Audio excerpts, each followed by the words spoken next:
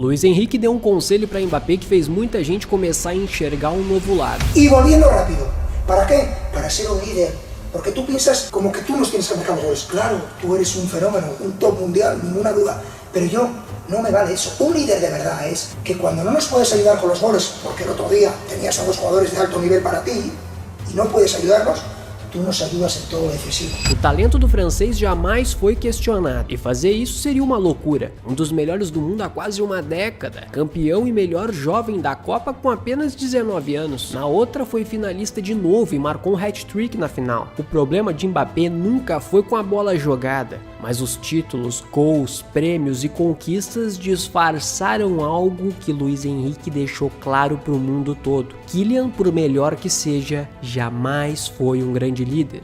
E não faltam evidências que mostram que apostar todas as fichas em Mbappé pode não ser a receita do sucesso. O Real Madrid, depois de vencer 2 Champions em 3 anos, resolveu contratar o seu sonho antigo. Mesmo após ter conquistado a Europa com Vini Júnior, Bellingham e Rodrigo voando, Florentino queria mais. Um mês depois de ser campeão, anunciou a contratação do francês. Na primeira temporada, Mbappé ultrapassou os 40 gols, se tornou a nova referência do ataque merengue.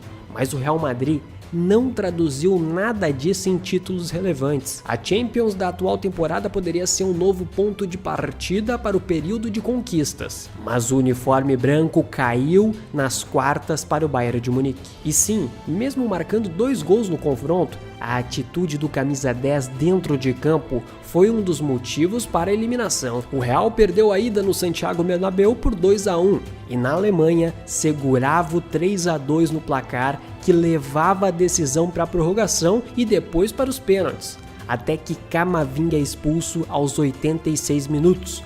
Com 1 a menos e com o Bayern pressionando, era o momento de um craque como o Mbappé correr o dobro por seus companheiros. Mas os alemães chegam até a área do Real Madrid e de longe Mbappé olha sem fazer nada.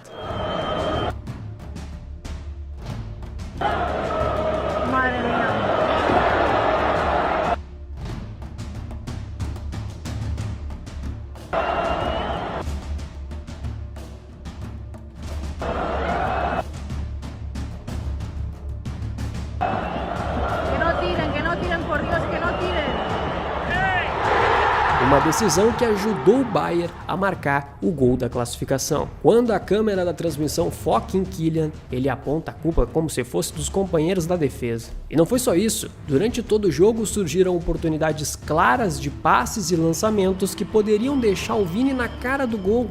O francês preferiu tentar sozinho se tornar o herói da classificação. Esse é um dos pontos que o Luiz Henrique falou. Michael Jordan cogía de los huevos a todos sus compañeros y se ponía a defender como un hijo de puta. Tú tienes que dar ese ejemplo primero como persona y como jugador de ir a presionar, vas a tener a Cubarsí, vas a ser tú el que marca a Cubarsí. A comparação com Michael Jordan foi certeira. Os 6 títulos da NBA não vieram apenas porque Jordan era um dos melhores pontuadores da liga. Ele sabia que, por ser o melhor, precisaria dar o exemplo ao time. Ele corria mais que qualquer um e em todas as oportunidades aparecia na defesa. Mbappé não consegue enxergar o jogo como um grande coletivo e essa é só uma parte do problema. O comportamento ruim não acontece somente durante os 90 minutos. Depois de perder a final da Supercopa da Espanha contra o Barcelona, Mbappé se recusou a ficar em campo para a entrega das medalhas e comandou os jogadores até o vestiário. A discussão com Xabi Alonso dentro do gramado foi o episódio final da relação ruim com o treinador e praticamente definiu a sua demissão. Mas como o jogador de 27 anos chegou a esse ponto? O começo de carreira foi um princípio de esperança para o mundo do futebol. Quando estava começando a busca por sucessores para Messi e Cristiano Ronaldo no nível mais alto, um jovem atacante surgiu no Mônaco. Rápido, muito rápido, além de extremamente habilidoso, uma combinação perfeita de técnica com físico. Nenhum atleta criado em laboratório teria as condições tão ideais no futebol moderno. O garoto conquistou o campeonato francês com o Mônaco em uma década dominada pelo PSG e se apresentou ao mundo na campanha histórica do clube na Champions League de 2017, onde o clube chegou até as semifinais. O grande rosto da trajetória foi o menino de 18 anos com 6 gols em 9 jogos. O nosso esporte precisava de novos talentos e ele mostrava as credenciais para ser o líder da nova geração. Mas talvez os sinais já estivessem aí o tempo todo. Em 2017 ficou fora dos treinamentos e da lista de relacionados para uma partida do campeonato francês depois de uma discussão com o zagueiro Hag. Mais detalhes sobre o caso nunca foram esclarecidos e o técnico do Mônaco, Leonardo Jardim, apenas disse que Mbappé não estava 100%. No ano seguinte vai para o lado mais forte, assina com o PSG por 180 milhões de euros. Para ser uma das estrelas do projeto que tinha o objetivo de conquistar a Champions League. A principal conquista da Europa nunca veio com o Mbappé. Mesmo assim, é impossível dizer que a passagem foi um fracasso.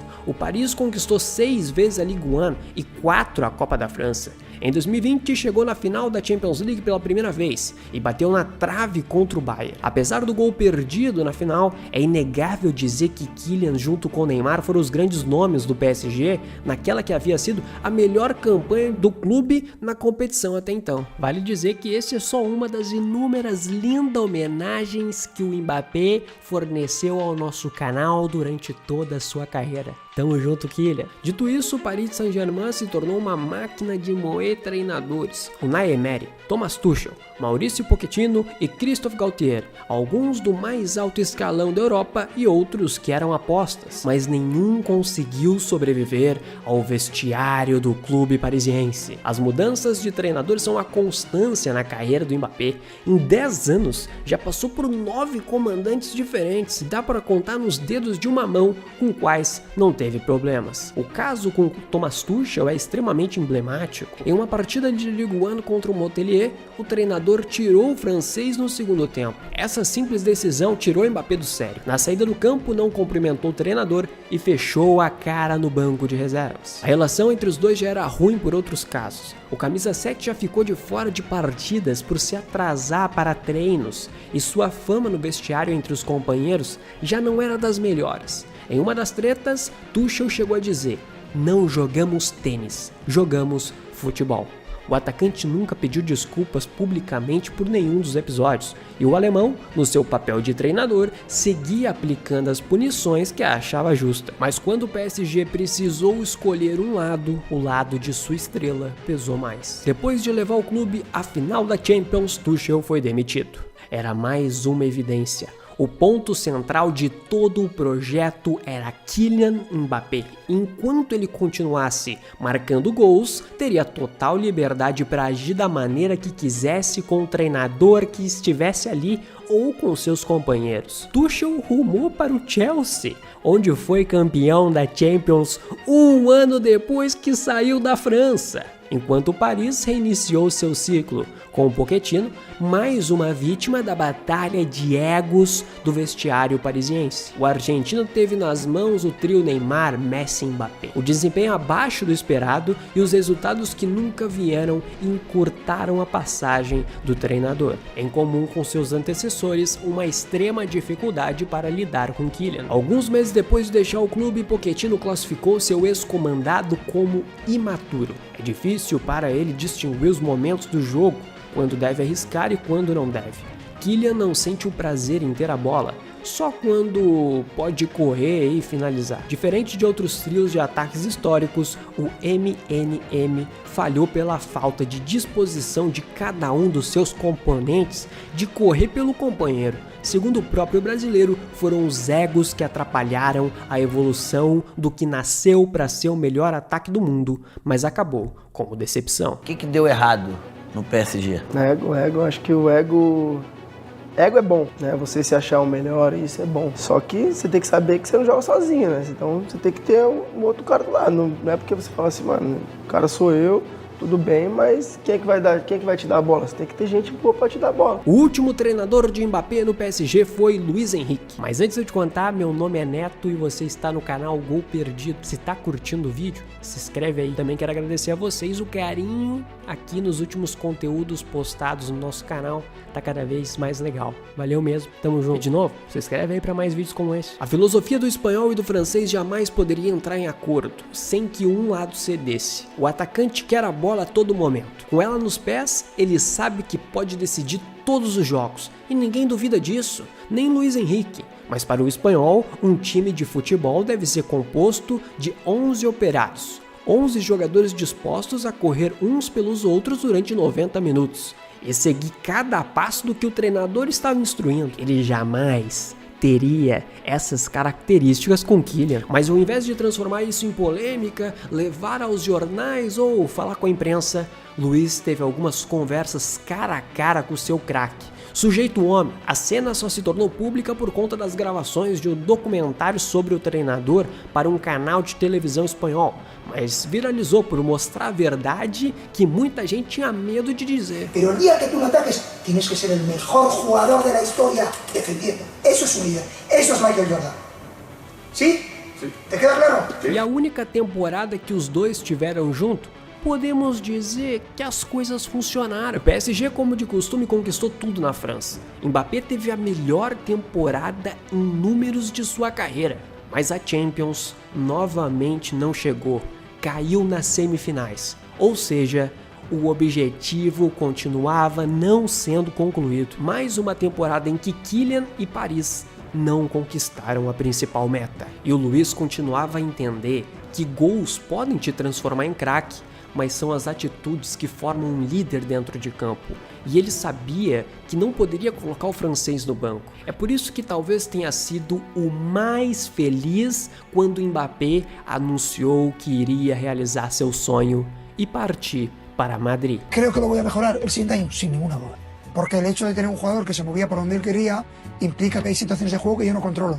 El año que viene las voy a controlar todas. Yo le quería preguntar por Kylian Mbappé, ahora que sabemos ya que todos que va al Real Madrid. No sé si ha podido hablar con él, usted que conoce el club, que conoce España, de cómo es la presión, cómo es el entorno. Pues yo creo que el día de hoy es un día lluvioso, pero a la vez muy bonito porque permite que se respire un aire diferente. O ar diferente que Luiz Henrique sentiu não era novidade para ele, mas foi para toda a torcida do Paris. Na primeira temporada sem Mbappé, o PSG conquistou a Champions League, goleando a Inter de Milão na final, sendo disparado a equipe que jogava o melhor futebol do planeta. Era um time muito mais organizado, mais coletivo, mais unido. Um PSG mais leve do que quando tinha o francês em campo. Todos os conselhos que Kylian deveria ter ouvido serviram, na verdade, para outro, para Dembélé. A estrela que parecia ter fracassado, mas que foi trazida de volta aos grandes palcos do futebol pelo espanhol. Dembélé entregou gols, menos do que o Mbappé, é verdade, mas compensou com marcação, fome e desejo de ganhar. Ousmane estava em todos os lugares do campo, deixando seu treinador orgulhoso. Nesse mesmo ano também foi o melhor do mundo, bola de ouro, antes do que Kylian Mbappé. Qualquer um que tentasse prever isso há 3 anos seria internado em um hospício, mas são as voltas que o mundo no futebol dá. Enquanto o Paris vivia o auge de glórias da sua história, Mbappé começava seu capítulo na Espanha. E até dá pra dizer que o roteirista que estava escrevendo essa história é preguiçoso, porque praticamente tudo o que aconteceu em Paris estava se repetindo. Mbappé chegou em um time que até então era o time do Vinícius Júnior. O brasileiro do Real se tornou o dono da ponta esquerda e um dos melhores do mundo da posição, se não o melhor.